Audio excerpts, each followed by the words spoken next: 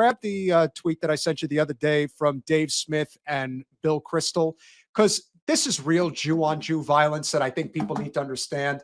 One is a libertarian, free Palestine supporter, and the other is a psychopathic conservative who's in the Democratic Party and totally supports. You know why Jews are not a race? Because race is a social construct. Because race is, what's a race?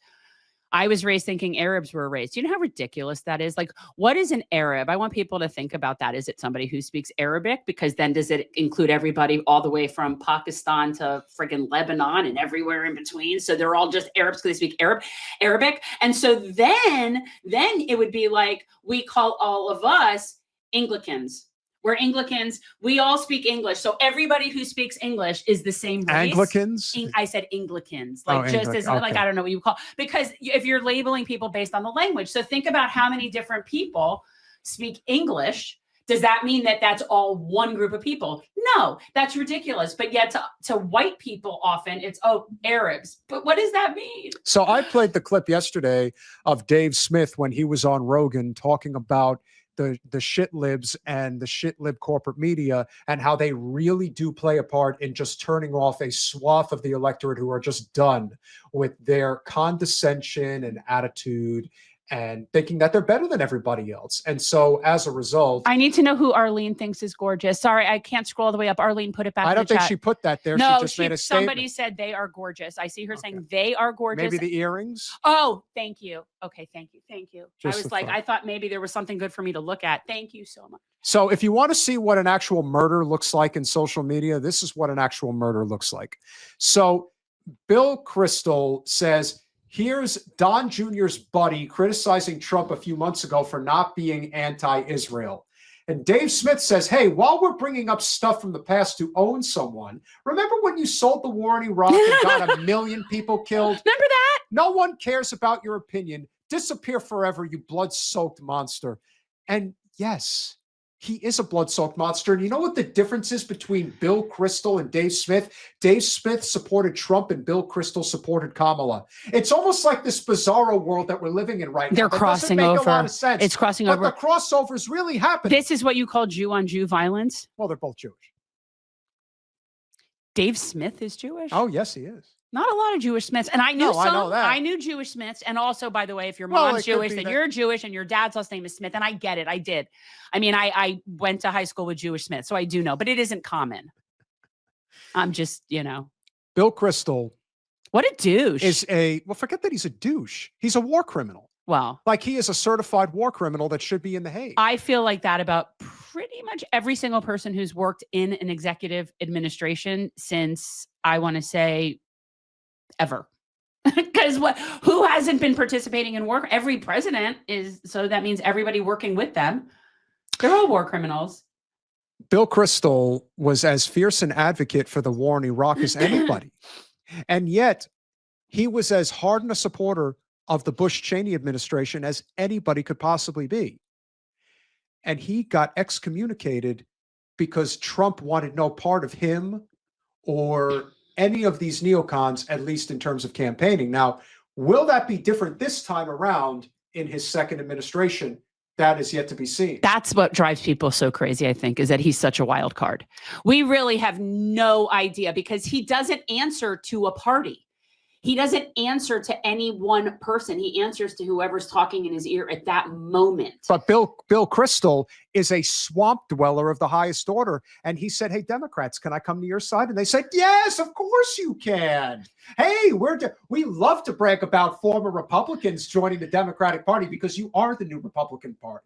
You fully embrace it. You admit that you do. I think it's just people now see it's the same. They're the same. But then you get somebody like Dave Smith, who's a devout libertarian, who is as anti-war and pro-civil liberties as anybody could possibly be. Yeah. He's also really funny if you've never heard his stand-up routine, but he's good. And so he is telling Bill Kristol to go fuck himself, which is what everybody should be doing. But Bill Kristol has been completely embraced, just as Jennifer Rubin has, just as David Frum has. Anyone that has been affiliated, Nicole Wallace, anybody that I don't was a know that part person of the Bush Cheney coalition, with the exception of maybe John Bolton, they're all in the Democratic Party now. And they all have a platform where they are going to continue. But they've all always been friends. They've all always been friends. It's just now that people are just, they're just more brazen about it publicly, but they've all always been friends. They have the same donors. They have the same people. They work for the same class. They're all together. And, you know, the more scary thing that I think we should all be recognizing is that, you know, we have been under this false assumption that just because Trump is in there now, that now all of a sudden the liberals in the suburbs are going to care about the children in Gaza. I think there's a possibility that you're actually going to see a push to the right from people like Bill right, Kristol, like they're going to do that Trump is not pro-Israel enough. He's not protecting Israel enough. He's not killing enough kids enough. Like what's her name on The Voice did about East Palestine? Joy Behar. So they're going to take the approach, well, good, you've got it coming since you voted right. And that really does go to show how little they actually give a shit about anything other than their personal feelings. Oh, well, they don't get that. I mean, because, yeah, well, I think that, but no, I think once he gets in there, I do think that there'll still be a certain amount of them that are going to just stay enraged just based on his sheer existence, that they'll just fight. And good. I mean, I want that. I don't think there's going to be as much resistance as there's going to be resentment this time around. I think there's going to be a lot of resentment, a lot of anger. But they're mad at people like us. Oh, yes, absolutely. Our small but mighty channel, we're the real reason that Florida's become a red state. Not Debbie Wasserman Schultz. No, it's our fault. It's our fault. Because we didn't fall in line. And I have to bring this up, and I'm going to bring it up here. Who are we talking about? We're going to talk about Debbie for a second. Uh-oh. Okay, guys, this is somebody that I don't know. somebody that we like. That's one of the, since we've mentioned so many names, we're not going to narrow it down to one, since that won't give it away. But one of the mayors in the congressional district put out a, very reasonable message on social media regarding how this should definitely be a wake-up call after such a loss. And then one of Debbie's toadies responded and saying, well, we're not giving up. We're never giving up. Fight on, or whatever, something along those lines. It was such an abstract and ridiculous statement. And yet there was a few people that liked the comment. Of course they did. One of the people who liked it was Debbie Wasserman Schultz. Of course. Could you imagine being that? I'm sitting here trying to figure out which municipality we're talking about. I'm going to mute this for 1 second, guys.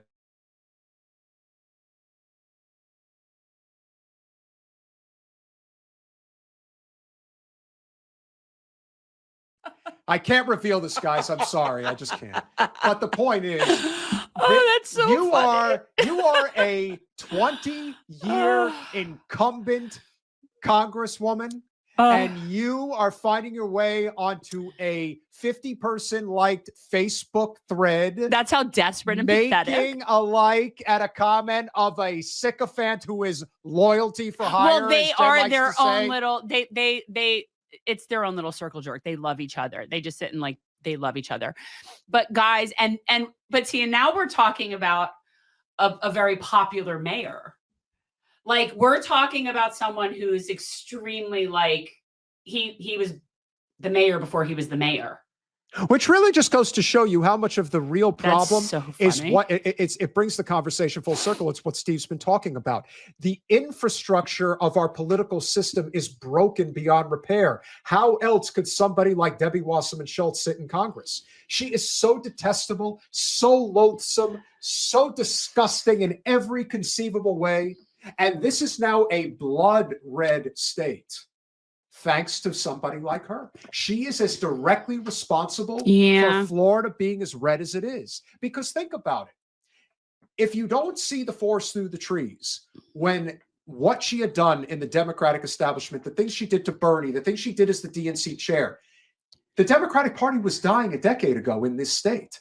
They just didn't wake up to it. They didn't realize that somebody like Debbie can't sell the party. In fact, whenever she's involved, she kills the party. She's the reason why the person who ran against her this time got within single digits. That's never happened before. A lot of it, though, has to do with the extremely low turnout. That's part of it. And the demographics are changing in our district. But why would anybody want to get up for the party? No, if somebody like her is represented? And what if every you were year, there? all of her people, and so many of her people die off every year too. Think about how much more enthusiastic and excitable people would be if somebody like Jen was the congresswoman. Oh yeah, here. I'm exciting, and Yeah. I give people. Jen would actually tell people, "Hey, not only am I going to support your right to smoke weed, I'll smoke it with you." Oh yeah,